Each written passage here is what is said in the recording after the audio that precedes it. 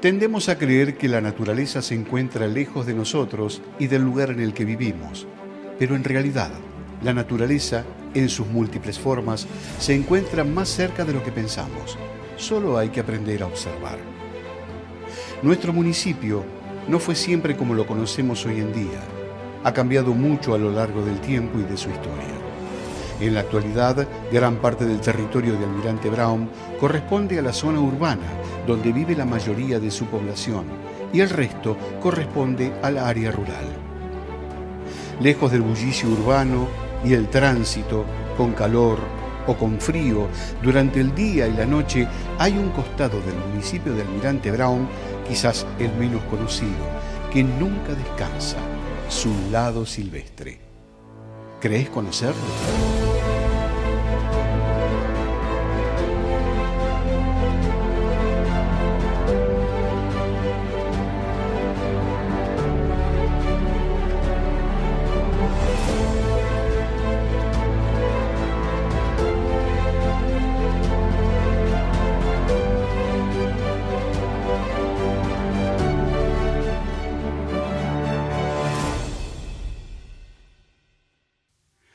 Amanece en Almirante Brown, y lo que para unos es el comienzo del día, para otros es el final.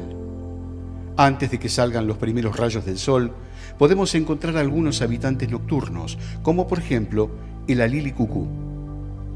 El alili cucú es una lechuza o búho pequeño, que es mucho más fácil de identificar por su vocalización. Escucha con atención. ¿Alguna vez oíste este canto?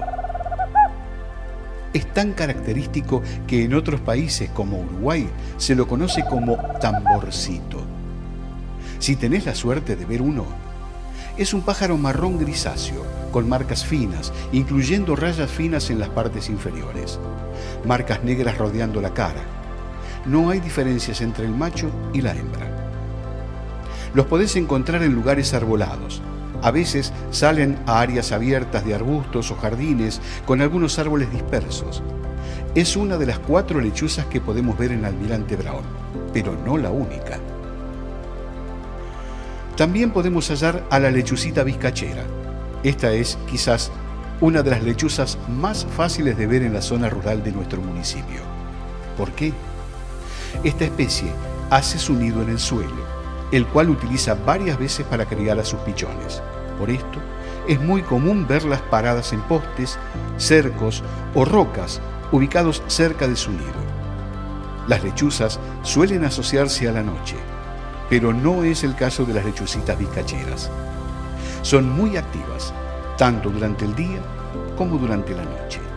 Su dieta se basa principalmente en insectos y pequeños mamíferos, generalmente roedores, lo que convierte a estas lechuzas en grandes controladores biológicos de posibles plagas. Otras especies que también ayudan al control y regulación de los ecosistemas son las aves rapaces. Las aves rapaces o aves de presa son quizás las aves más temidas o menos queridas. A su alrededor se han generado muchos mitos y creencias, como los que sostienen que algunas han sido liberadas para controlar las poblaciones de palomas o que atacan animales domésticos. Lo cierto es que las rapaces son grandes aliadas en las zonas urbanas y periurbanas. Se caracterizan por tener un pico curvado y unas fuertes garras con uñas muy afiladas con las que cazan a sus presas. Como ya dijimos, estas aves, al igual que las lechuzas, actúan como depredadores en los ecosistemas que habitan, controlando las poblaciones de posibles vectores de plagas y enfermedades o de especies que afectan a la producción local. Los casos más evidentes son las rapaces que durante la época reproductiva se alimentan de grandes cantidades de roedores. Entre sus presas preferidas se encuentran los cuises, las ratas y ratones, culebras y, por supuesto, ranas y sapos. Lamentablemente, los anuros, como se llama a la familia de las ranas y sapos, no tienen buena prensa, pero son sumamente importantes para la naturaleza. La mayoría de los anuros que vemos en nuestros patios, en los descampados y en la zona rural visitan cuerpos de agua o ambientes húmedos solamente para alimentarse o buscar pareja para reproducirse, ya que los huevos y los renacuajos necesitan el medio acuático para desarrollarse. Sin embargo, pasan gran parte del tiempo debajo de rocas o troncos caídos, o enterrados en cuevas que construyen ellos mismos para mantener la humedad que necesitan. Por ejemplo, el sapito cavador se entierra y así sobrevive al frío, y a la vez se provee de un buen escondite para cazar y alimentarse. No son peligrosos, como algunas veces se cree. Por el contrario, son controladores ambientales, ya que gran parte de su alimentación está relacionada a insectos que transmiten posibles plagas o que son vectores de enfermedades en los espacios que habitan.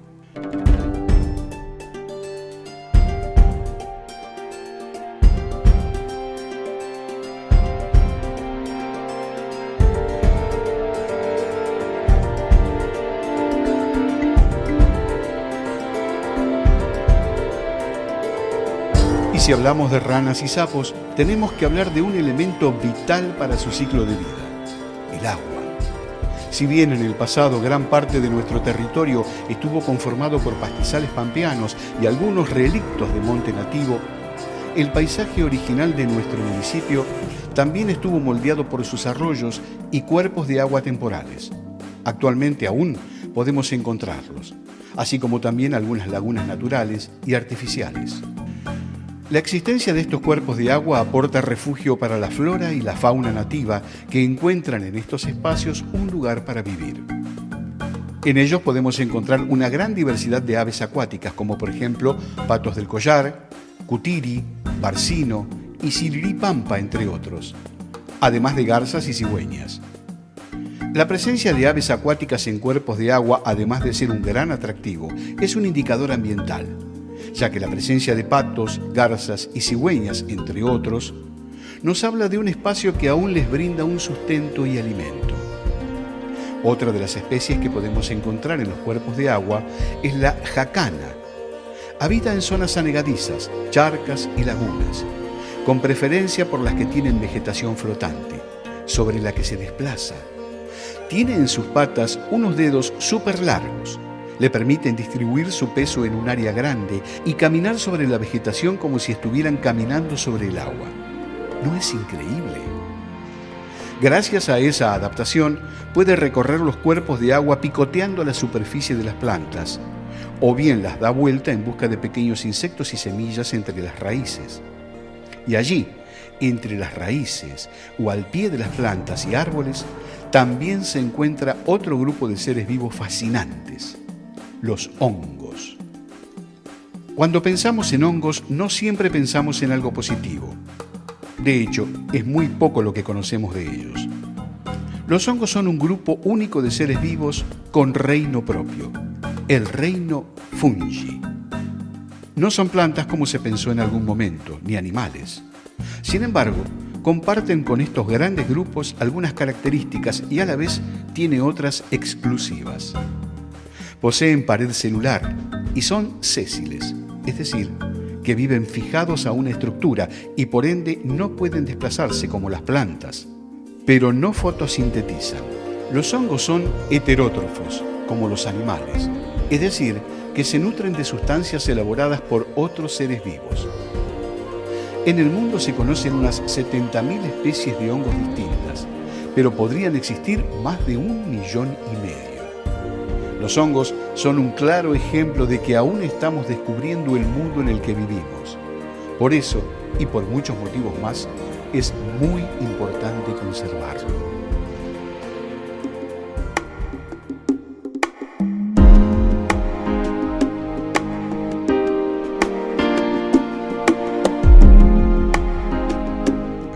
Solemos ver o pensar el espacio que habitamos como algo estático. Sin embargo, el entorno natural en el que vivimos está en constante cambio. El paisaje actual es muy distinto al paisaje original que existió hace cientos o miles de años en este territorio, pero aún podemos encontrar algunos vestigios de ese paisaje original en las plantas. Pero, ¿cuáles plantas? Podemos dividir a grandes rasgos las plantas que encontramos actualmente en nuestro municipio como plantas nativas y plantas exóticas. Las plantas exóticas son aquellas que han sido trasladadas más allá de sus límites naturales de distribución por diferentes motivos. Algunas de estas especies pueden volverse invasoras.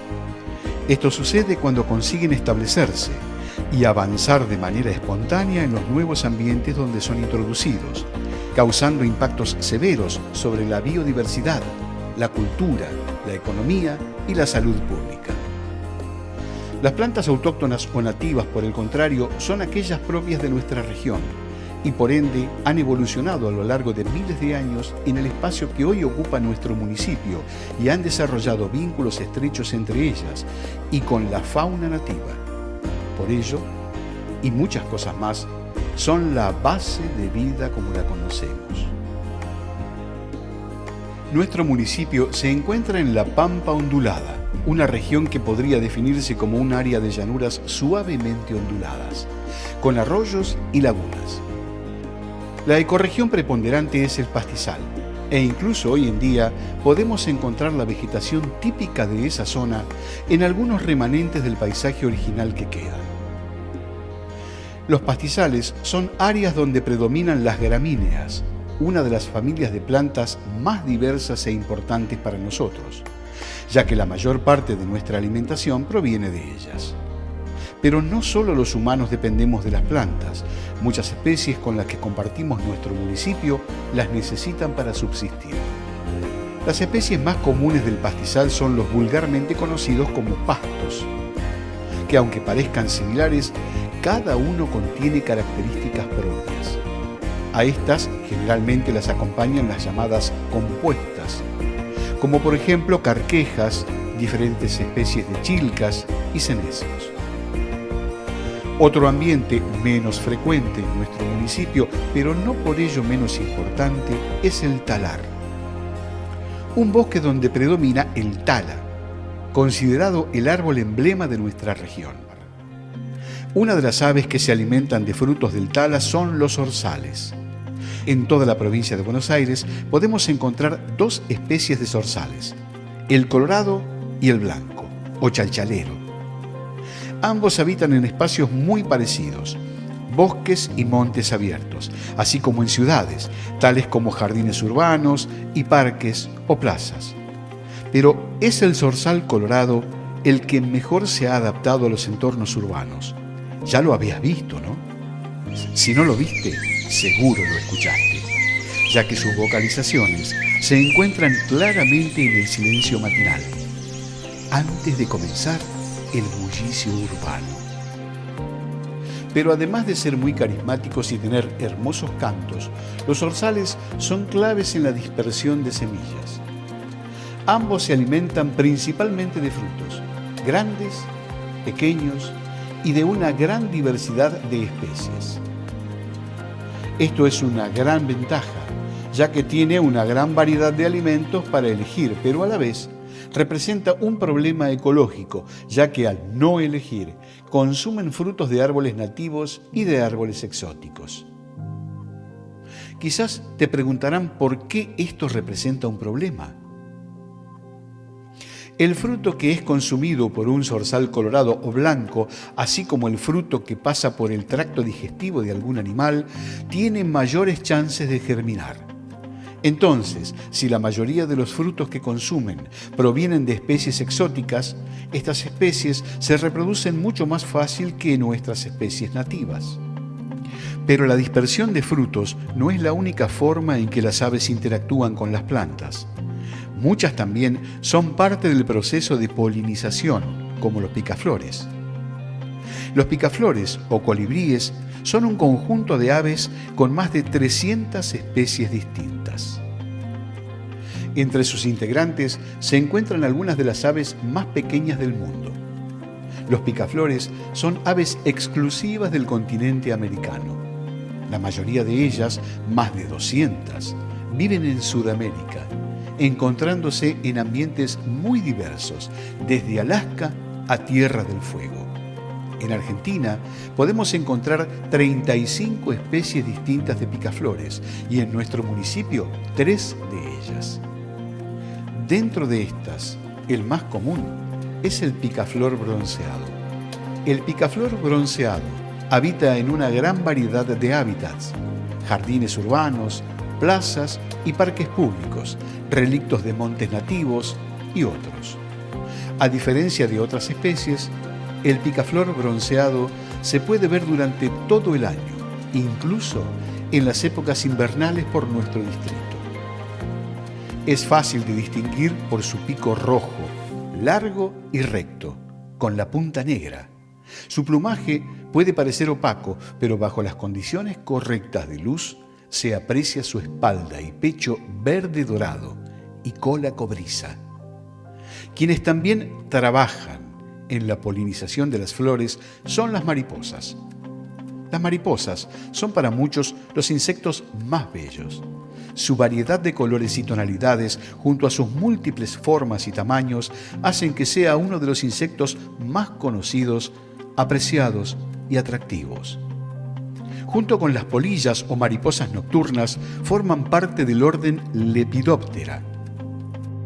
Después de los escarabajos, es el orden más grande dentro de los insectos, con alrededor de 150.000 especies en el mundo. Las mariposas, como las conocemos en la actualidad, aparecieron hace 50 millones de años, después de que las plantas angiospermas comenzaron a desarrollar flores para ser polinizadas.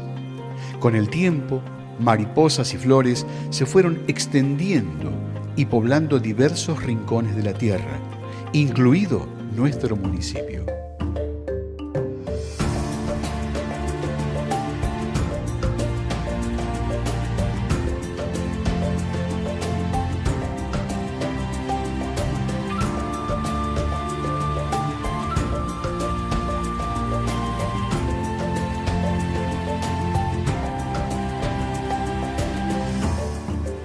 Otros insectos que también son fundamentales para la polinización de flores y por ende de casi todas las plantas que comemos son las avispas. Decir avispa es razón de alarma y rechazo. Sin embargo, los camoatí están muy lejos de ser un problema. Son más bien grandes aliadas. Las camoatí son una de las pocas especies de avispas que producen miel. Mientras recolectan néctar, necesaria para producir miel, se les engancha el polen, el cual transportan a las flores que visitan. De ese modo, contribuyen a la polinización. También cazan insectos, que son plagas de cultivos, convirtiéndose en grandes controladoras de plaga. No son agresivas. Solo pican al verse amenazadas y su picadura no es dañina. Un aspecto interesante es que su picadura no produce alergia. Se llama camoatí a diversas especies de avispas con rasgos similares. En Almirante Brown podemos encontrar al menos 2 especies distintas a las que se conoce vulgarmente con ese nombre. Su nido es muy particular. Lo construyen preparando un papel mâché con fibras vegetales que mastican y humectan con saliva. Tienen forma redondeada con una boca de acceso. Es de color grisáceo e impermeable.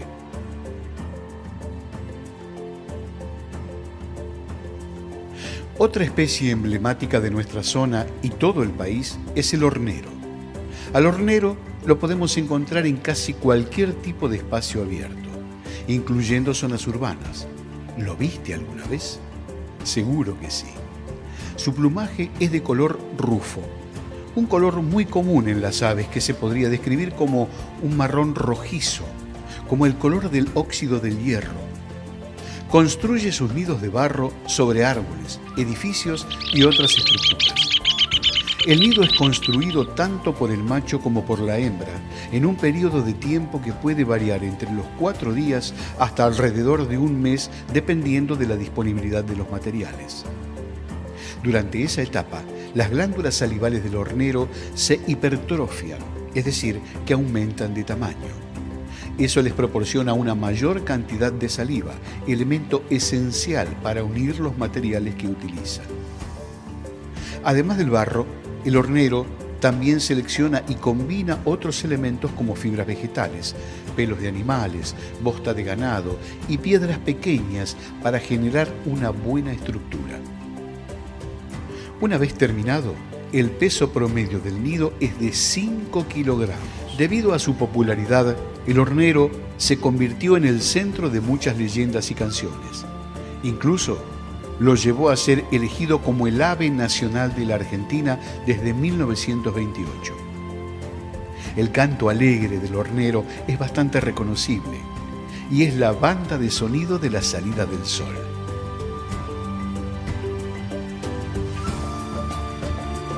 Ruidosas y siempre en bandadas, surcando el cielo a gran velocidad, nunca levantando las alas por encima del cuerpo y aleteando constantemente. También las podemos ver buscando alimentos sobre las copas de los árboles o en el suelo. Son capaces de emitir una amplia variedad de chillidos y graznidos. ¿Las conocen? Seguro que sí. Las cotorras se encuentran en varios hábitats abiertos, especialmente zonas agrícolas rurales y ciudades, pero no siempre fue así. Hace 200 o 300 años se las asociaba a montes y espinales que bordeaban la región pampeana. Los cambios en el ambiente, la introducción de especies exóticas y el uso de la tierra les permitió expandirse desde su hábitat original a la región pampeana, donde en la actualidad se concentran los cultivos. Antes de que se produjeran los cambios, las cotorras anidaban principalmente en los talas, uno de los árboles nativos más típicos de nuestra región, que puede llegar a medir hasta 10 metros. Con la introducción del eucalipto en 1850, un árbol originario de Australia utilizado para sombra y protección de las viviendas rurales y más tarde como especie ornamental en los poblados establecidos a lo largo de las vías férreas, las cotorras dejaron de anidar exclusivamente en los talas del bosque costero y avanzaron sobre otros territorios. Además, pasaron a construir sus nidos en los eucaliptos que alcanzan casi 30 metros de altura. Esto volvió casi imposible el control biológico por parte de sus predadores naturales, ayudando a que esta especie crezca de forma desmedida. Además de la altura de los árboles que ahora eligen para construir sus nidos comunales, las cotorras tienen una alimentación muy variada, lo que les permite adaptarse fácilmente a nuevos territorios. Precisamente estas características son las que le permitieron acceder rápidamente a otros territorios, incluso fuera de nuestro país, donde se las ha introducido y donde hoy representan grandes riesgos ambientales. Sin embargo, a pesar de preferir los eucaliptus para construir sus nidos, las ramas que utilizan para hacerlo siguen siendo de tala, como muchas especies de aves nativas. Una de las características más llamativas del tala es que sus ramas suelen tener forma de zigzag, con fuertes espinas. Una protección que les asegura a las especies que utilizan estas ramas que sus pichones estarán seguros o que a sus predadores les costará mucho acceder a ellos. La historia de las cotorras es un claro ejemplo de cómo la acción del humano tiene consecuencias en el ambiente y en el funcionamiento del mismo. Algunas especies pueden adaptarse y prevalecer, mientras que otras no cuentan con la misma suerte. La naturaleza, representada en la variedad de seres vivos que existen, las relaciones que establecen entre sí y con el medio que los rodea en todo su esplendor, está cerca, muy cerca. Es parte de nuestro paisaje, nuestra cultura, nuestra identidad. Estas especies, sus adaptaciones y características únicas son pasado y presente. Nos cuentan cómo era este lugar antes de nosotros y, con su presencia o ausencia, nos dan pistas sobre la calidad del ambiente que habitamos. Conocerlas es el primer paso para protegerlas y con ellas conservar gran parte de lo que somos.